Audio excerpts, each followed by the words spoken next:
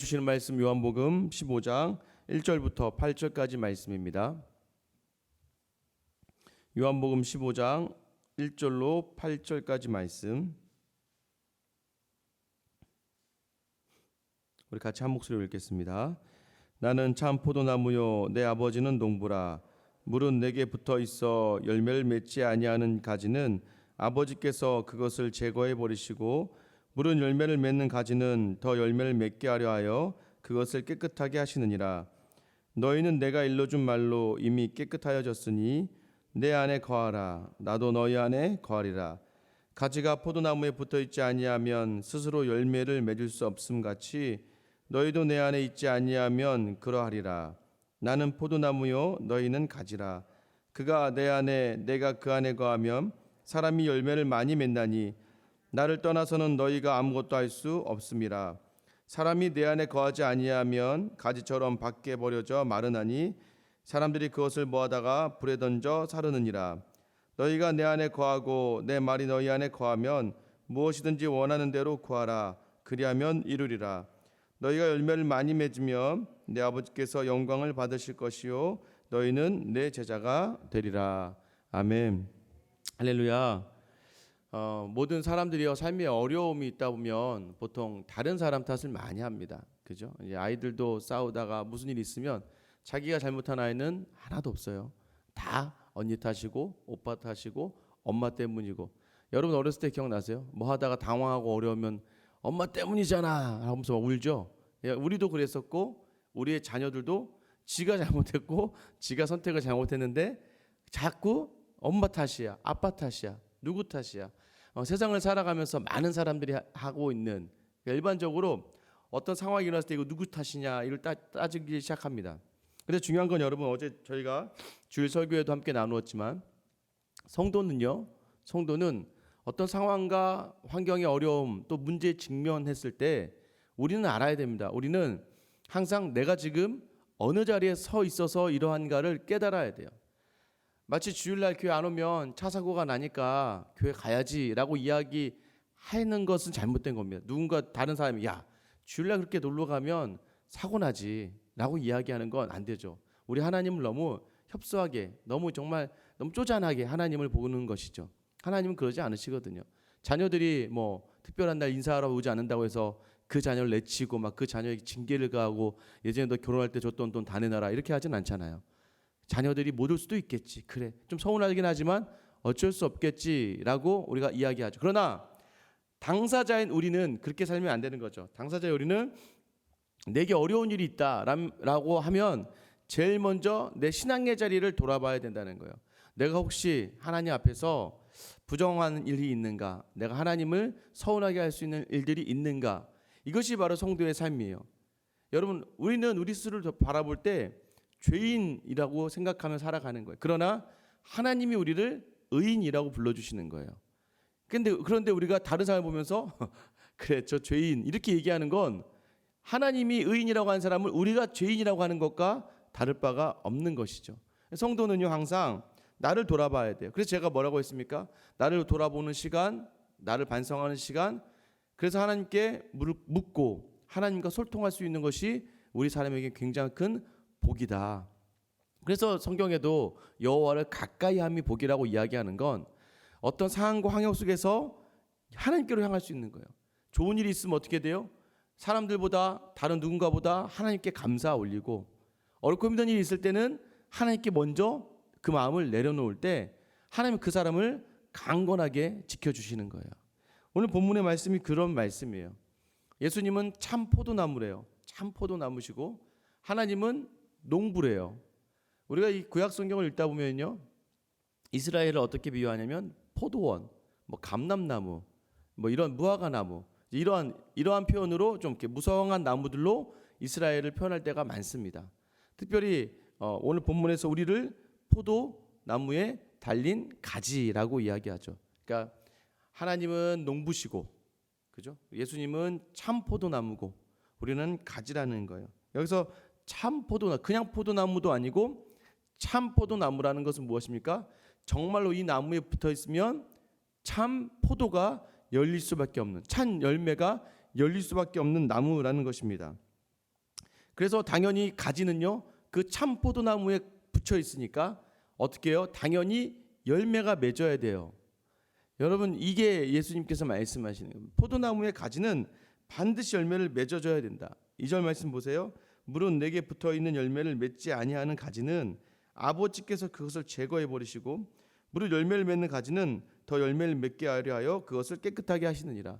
정리를 한다는 얘기예요. 왜요? 열매 맺는 가지가 더 열매를 많이 맺게끔, 쓸데없는 곳으로 열매가 가지 않게끔, 그러니까 이 나무를 통틀어서 나무 열매가 많아지게 하신다는 것이죠.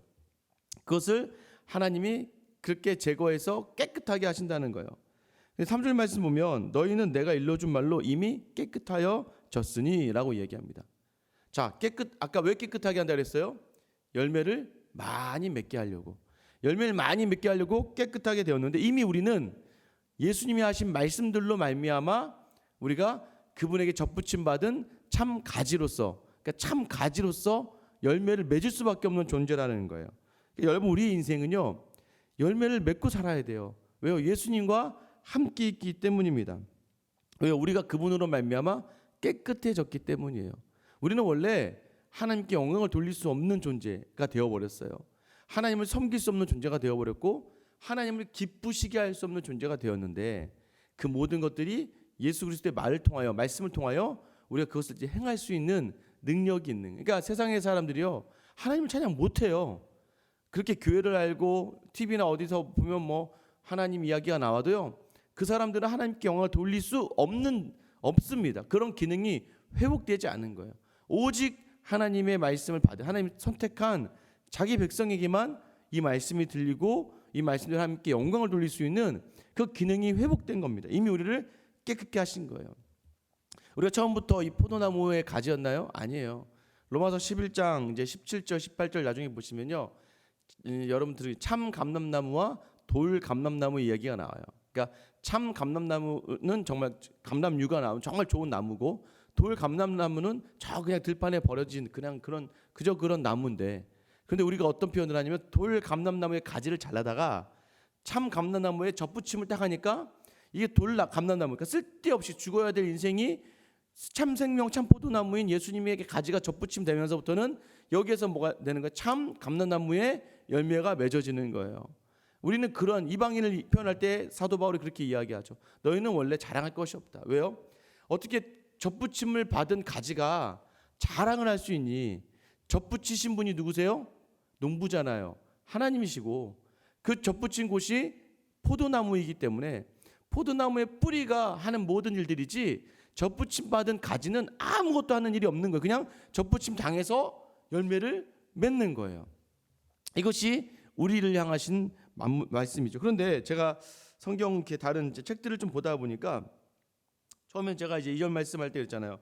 열매 맺지 못하는 가지는 제거한다. 제거해서 열매를 더 맺게 하려고 한다. 그래서 전 처음에 그렇지, 가지치기구나. 나무가 이렇게 있으면 열매 못 맺는 나무들은, 포도 가지는 잘라내서 다른 가지가 더 이렇게 열매 맺게 하는 거구나라고 했는데, 어떤 한 신학자분이 이 해석을 좀 다르게 했더라고요. 이 해석이 의미는, 포도나무를 이제 제가 포도 농사를 져본 적이 없으니까, 포도나무 가지가 잘못 정렬되어 있을 때 그 가지를 억지로 방향을 들어 올려서 걸쳐 놓는다 그러더라고요. 그러면 그 가지에 영양이 공급되고 열매가 맺게 된다고 이야기하더라고요. 그러니까 여기서 제하다라는 그 표현을 어떤 신학자는 정확한 표현으로 이제 본인이 해석을 하기는, 이 제한다는 의미는 가지를 정렬한다 이거예요. 그 방향 그대로가 아니라 다시 어디 올려놓거나 걸쳐놓거나 하면서 열매를 맺게 하는, 온전하게 그 가지의 수분이 온전하게, 그걸 누가 한다는 거예요? 농부가 한다는 거죠. 우리로 하여금 열매 맺게 하시려고 가지에는 붙어 있는, 참 생명나무에는 붙어 있는데 열매 맺지 못하는 삶을 사는 우리를요, 하나님이 어떻게 하신다는 거예요? 하나님이 그걸 억지로 꺾어 올려서 위로 걸치는 그 과정이 무엇입니까? 그게 바로 성도의 고통인 것 같아요. 열매 맺지 못하는 삶 가운데 하나님 반드시 개입하세요. 그래서 그 가지를 꺾으세요. 어떻게든 막 위로 올리고 막 하면서 막 굉장히 힘든 거죠.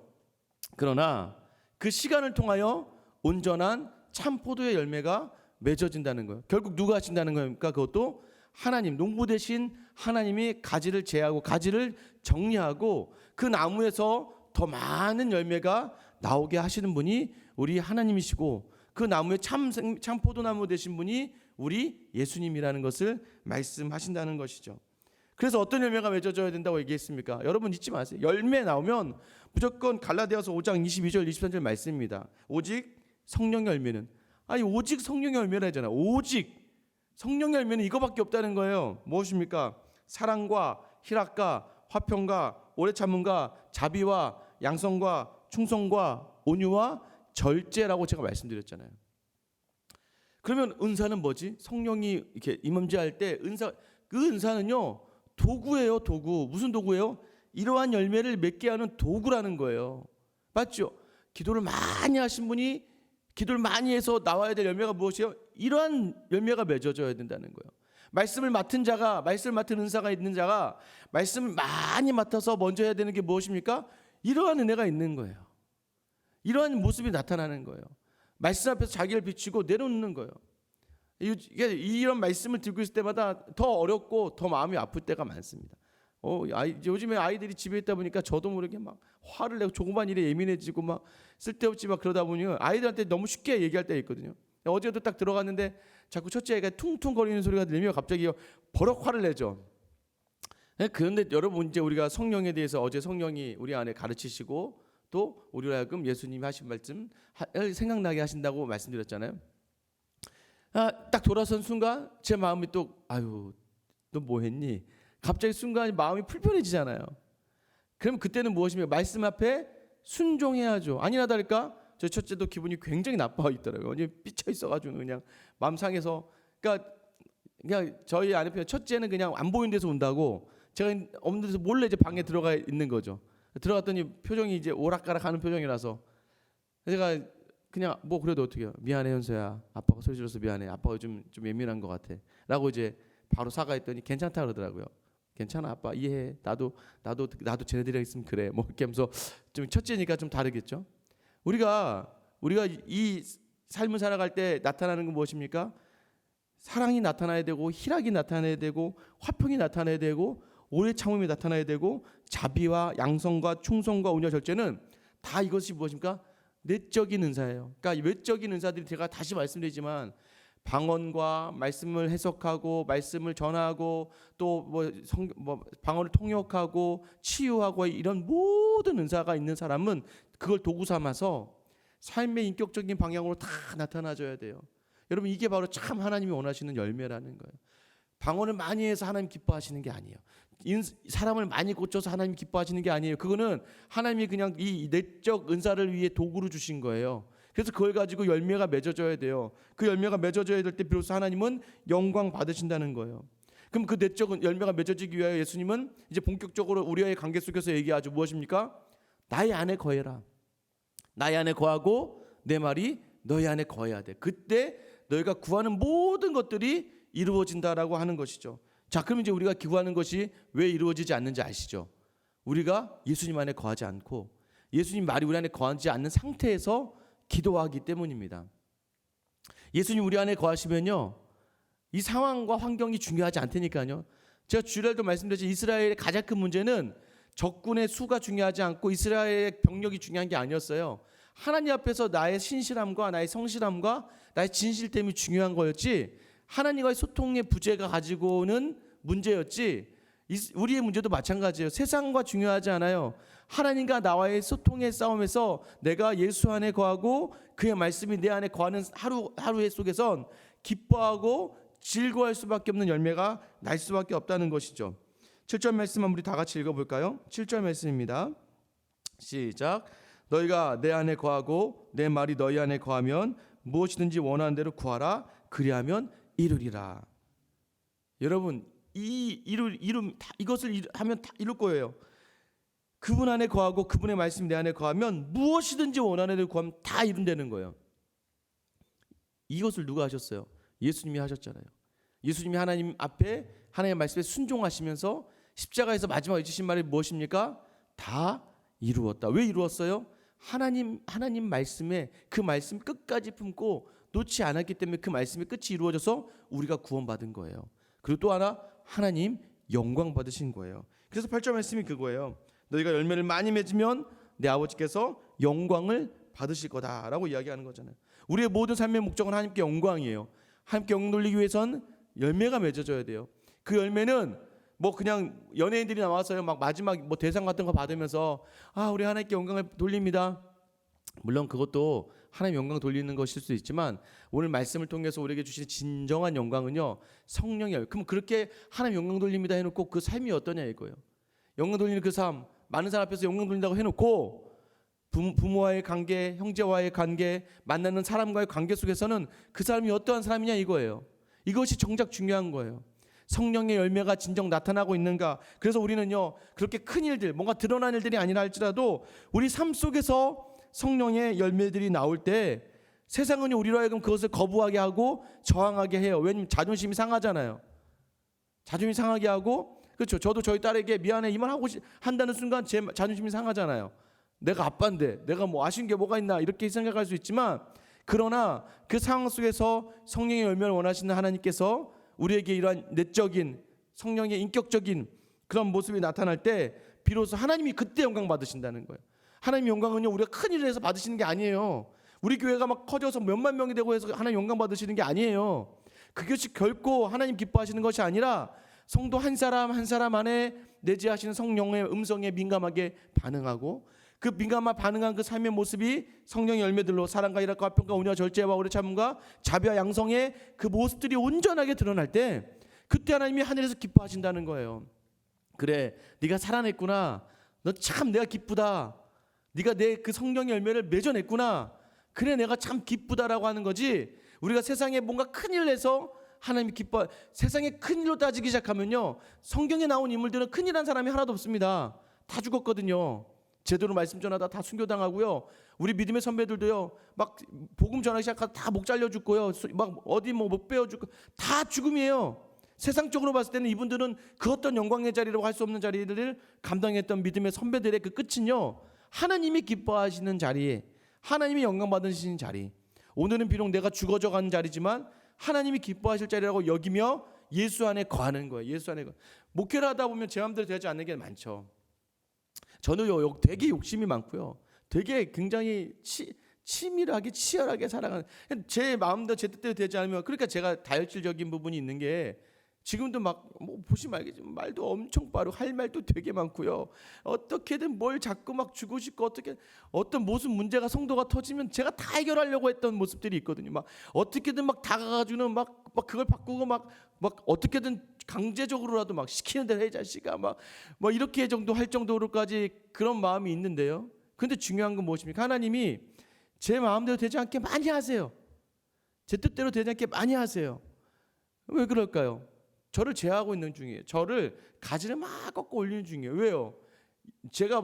내가 너에게 바라는 건 네가 설교를 아주 잘해서 막 사람들이 뒤집어지고 엎어지고 막 꼬꾸라지고 막 하나님 앞에서 막 소리 지르며 방어 이런 게 아니라, 제 말씀을 통해서가 아니라 저 스스로의 인격적인 삶에서 나타나는 신앙의 열매들을 하나님이 바라시는 거예요. 지금 내 삶 속에서 우리가 주일날 마지막 찬양이 뭐였어요? 하나님의 뜻이 나의 비전이 되고 예수님의 성품이 나의 인격이 되고 그때 성령의 권능이 나의 능력이 된다고 우리가 찬양했잖아요. 그걸 원하고 바라고 기도합니다 하면서 우리가 찬양했잖아요. 여러분, 하나님께 영광 돌리는 삶은요 자꾸 그걸 판단을 우리가 하는 거예요. 예수님이 마치 로마를 전복시키는 왕으로 오시기를 바랬던 것처럼 하나님 영광 돌리는 것마저도 마치 뭐 세상적으로 내가 돈이 많아지고 세상적 권세가 많아지고 내가 세상적으로 뭔가 좋아지고 하는 것들, 이런 것들을 자꾸 생각하면서 영광이라고 생각하면 안 되는 거예요. 그걸로 하나님 영광 받으시지 않으세요. 그걸로는 세상의 권세자들이 영광 받겠죠. 우리 하나님은요 온전히 우리 삶의 자리에서 온전히 내 성경의 열매를 드러난 사람들. 그래서 어떻게 해야 된다고요? 우리 가지라고 하잖아요. 가지. 오늘 가지가 나무에서 떨어지면 안 된다니까요. 나무에서 떨어져 봐야 오늘 뭐라고 해요? 나무에서 떨어지는 가지는 버려서 다 6절 말씀이죠. 뭐 하다가 불태워버린대요. 쓸데없다는 거예요. 그건 가지가 아닌 거예요. 그건 우리는 예수님께 접붙임 되고 예수님 참 포도나무에 붙여진 가지예요. 그래서 우리는 그 붙여진 이상 그 예수님 뜻 안에 있을 수밖에 없다는 거예요. 오늘 여러분이 이 아침에 나와서 여러분 다시 한번 기도하셔야 돼요. 하나님, 내가 주님 앞에서 붙여진 가지 맞죠? 하나님, 이 주님 앞에서 붙여진 이 삶이 떠나지 않게 하시고, 내게 큰 걸 바라는 게 아니에요. 여러분, 우리 인생의 목자님 영광이잖아요. 오늘 하루를 그 하나님 주신 그 말씀대로, 하나님 주신 그 인격대로, 예수님의 그 인격 닮아서 참아내고 붙들고 헌신할 때에 저 하늘에서요 여러분 바라보시면서 정말 기뻐하시고 영광 받으실 하나님, 오늘 여러분의 삶의 자리에서 정말 예수님 안에서 그러한 성령의 열매를 맺는 귀한 하루가 될 수 있기를 예수님의 이름으로 축원합니다. 이제 같이 한번 기도하실게요.